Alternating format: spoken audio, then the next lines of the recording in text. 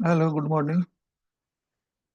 आज हम बात करने जा रहे हैं purchase of fix assets and इस पर डेप्रिसिएशन लगाने की प्रक्रिया, किस तरह से डेप्रिसिएशन लगाते हैं स्थायी संपत्ति पर।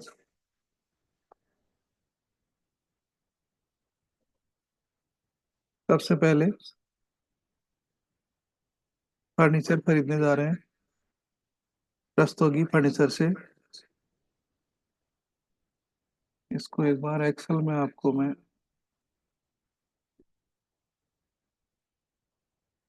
Furniture purchase for office from Rastogi furniture.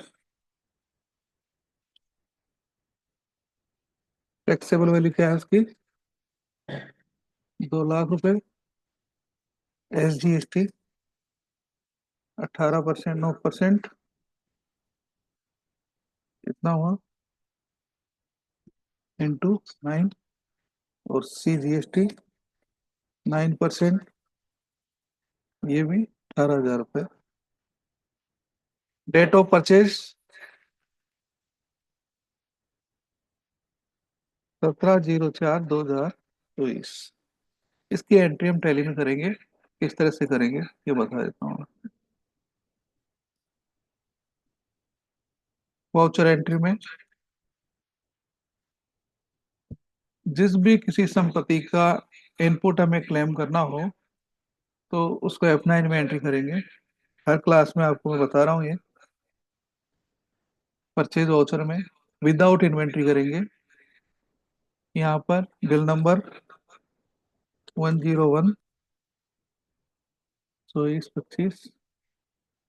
फिर से ये डेट आ रही है इसकी 31/3/24 का मतलब है कि 1/4/23 से 24 खुला हुआ है। हमें एंट्री करनी है 24/25 में।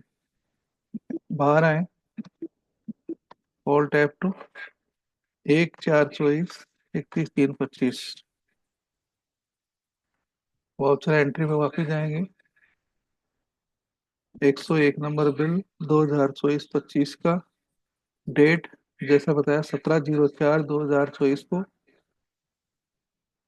यहाँ भी वही सप्लायर इनवॉइस में बिल नंबर, डेट 17/04/2024। पार्टी का नाम नया खोलेंगे, रस्तोगी फर्नीचर।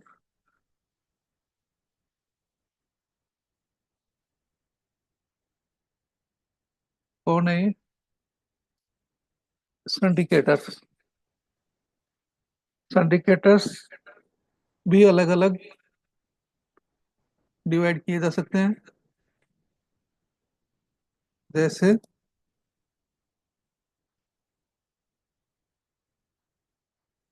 टैली में मेन ग्रुप खुला होता है सन्ड्री क्रेडिटर्स का।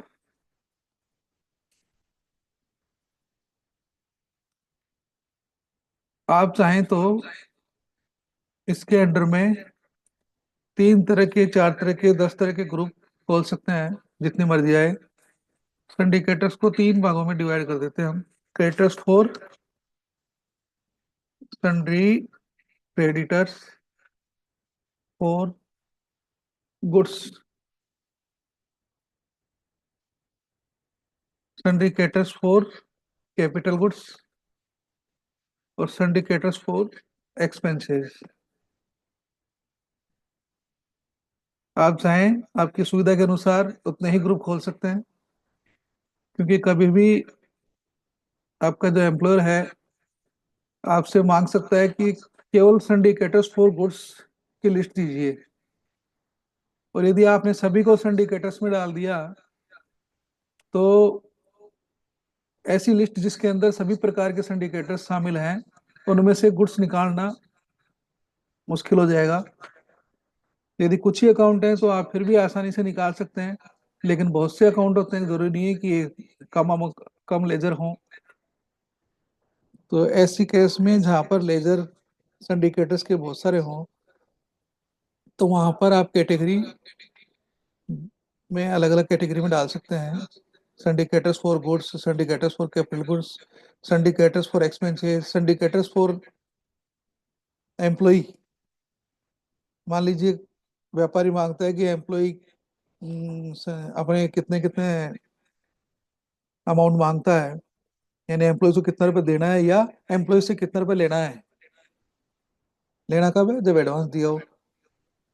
तो ऐसे केस में हम अलग अलग ग्रुप बना सकते हैं सिंडिकेटर्स के अंडर में। वापिस आइए।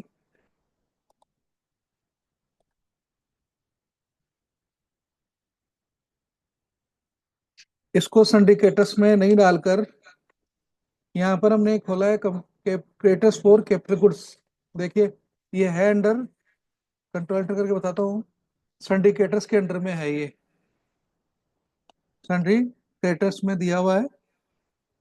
जब भी व्यापारी आपसे पूछे कि कैपिटल गुड्स के लिए कौन कौन से सिंडिकेटर्स बकाया हैं, तो आप इसकी लिस्ट दे सकते हैं आसानी से।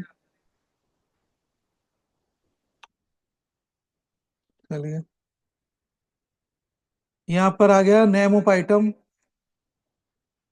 पहले ही बताया जा चुका है, यदि माल हो तो ही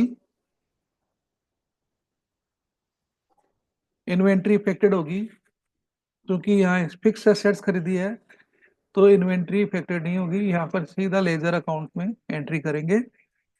यहाँ पर आपने फर्नीचर GST @ 18% के नाम से एक लेजर अकाउंट खुला हुआ है। आप देखेंगे इसके अंदर कि किस तरह से अकाउंट बना था।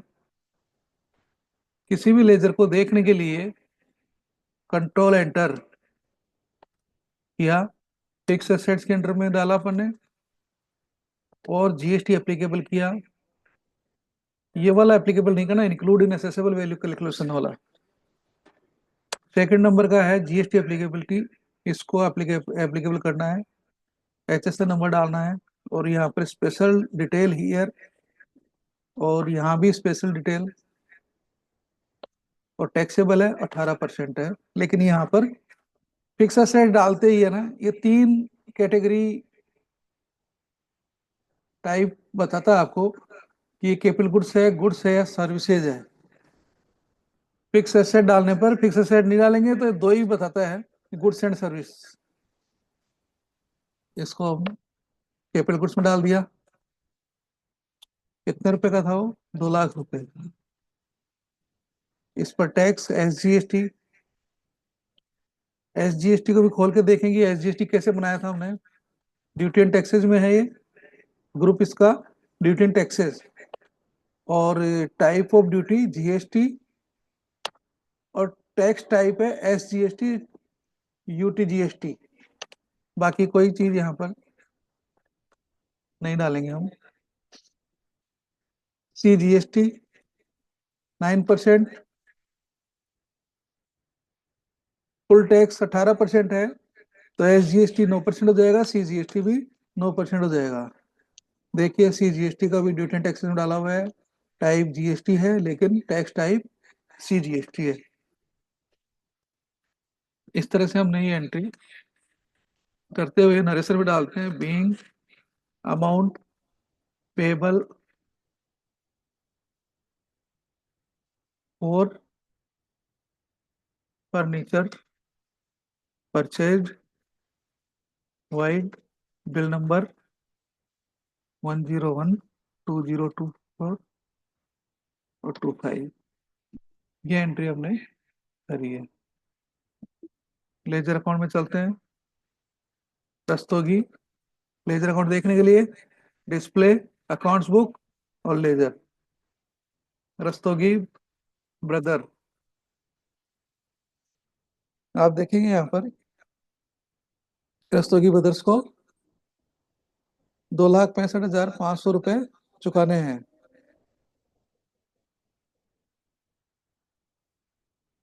अब चलते हैं फर्नीचर अकाउंट में। किसी भी लेजर में रहते हुए दूसरे लेजर में जाना, F4 फर्नीचर 18%। ये वाली एंट्री हम एक बार बेटा देते हैं।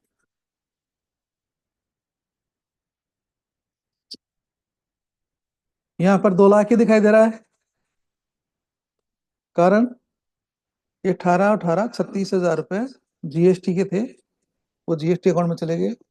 और फर्नीचर का टैक्स वैल्यू 2 लाख रुपए ही है, इसलिए 2 लाख रुपए दिखाई देंगे।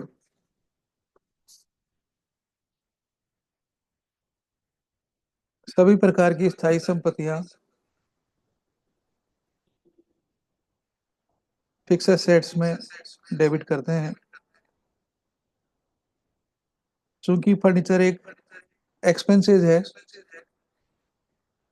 और एक्सपेंसेस जो है आपने जब तक पढ़ा हुआ है उसमें दो प्रकार के बताए हैं, डायरेक्ट एंड डायरेक्ट।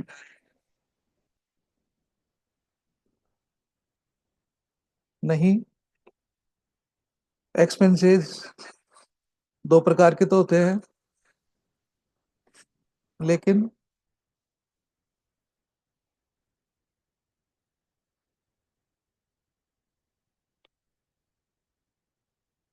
इस तरह से समझिए इसको।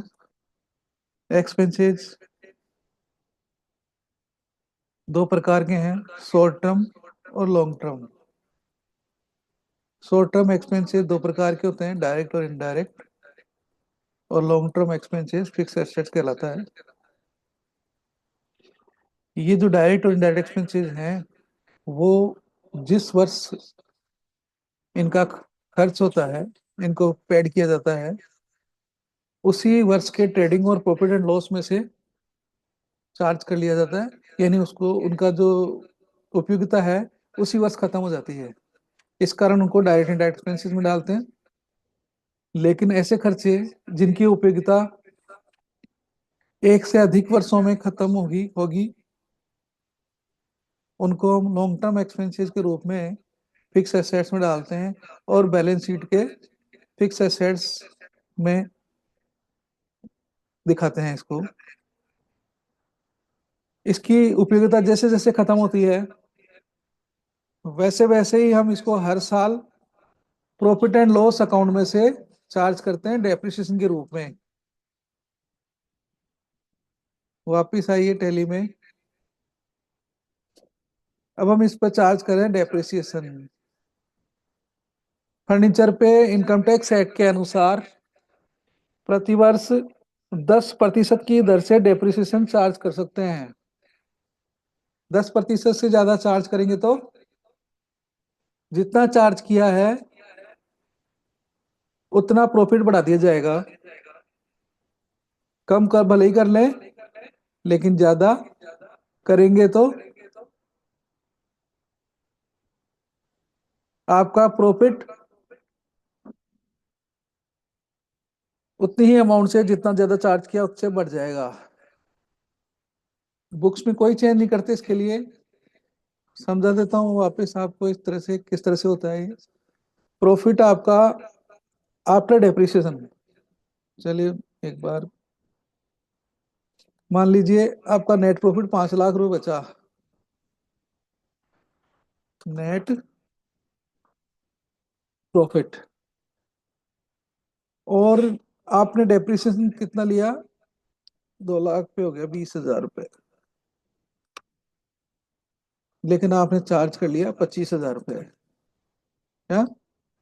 एज पर इनकम टैक्स कितना है? 20 हजार रुपए है। 2 लाख का as per income tax depreciation कितना है?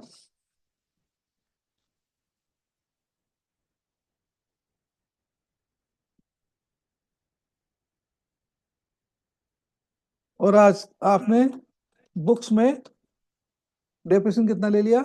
25 हजार रुपए। तो ये क्या होगा? ऐड नेट प्रॉफिट में वापस ऐड हो जाएगा। और ये कितना हो गया? 5,25,000 रुपए का प्रॉफिट हो गया। उसमें से अलाउ कितना हुआ एज पर इनकम टैक्स?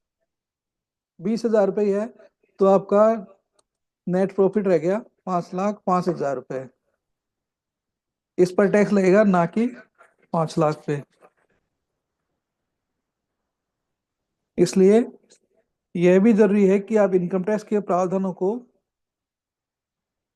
पूरा करते हुए चलें। चलिए वापस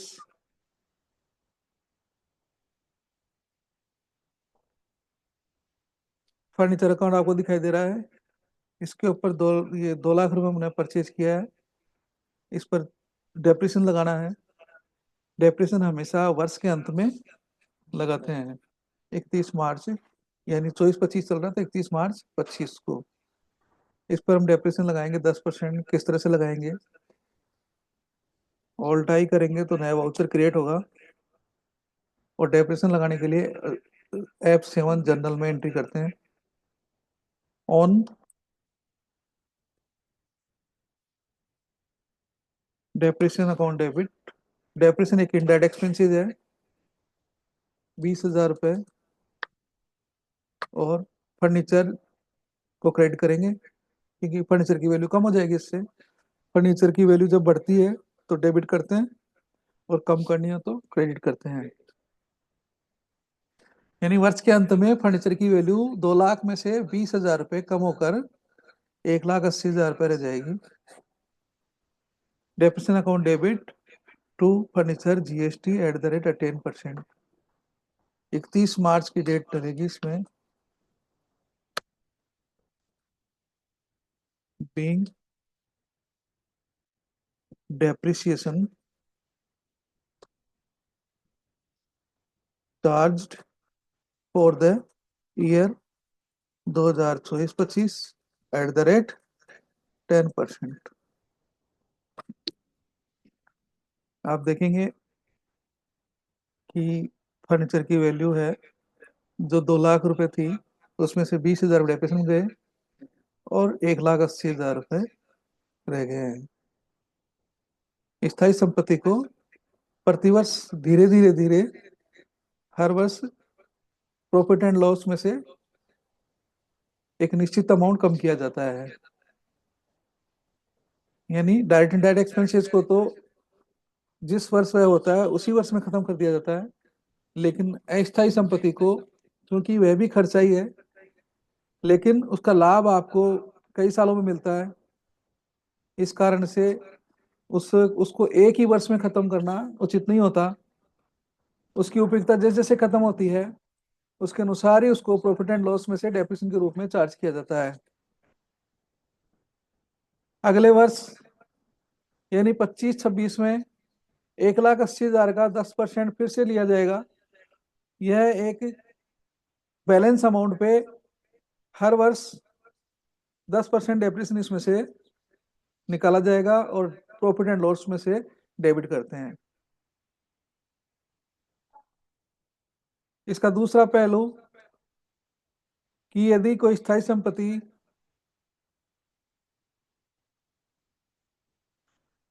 30 सितंबर के बाद खरीदी जाती है तो उस पर डेप्रिसिएशन की रेट आधी हो जाती है, यानी 10 की 5%, 15 की 7.5%, 40 की 20। इसका एक उदाहरण लेते हैं वापस। इस 17 अप्रैल की डेट बदल के हम 2 अक्टूबर कर देते हैं, तो इस पर डेप्रिसिएशन 10,000 रुपये लगेगा।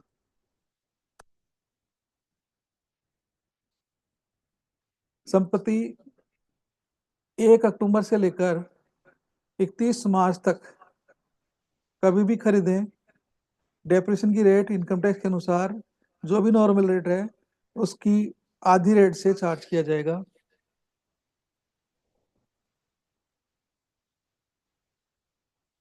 उम्मीद है आपको डेप्रिसिएशन लगाना आ गया होगा। आज यहीं पर खत्म करेंगे, कल फिर मिलते हैं।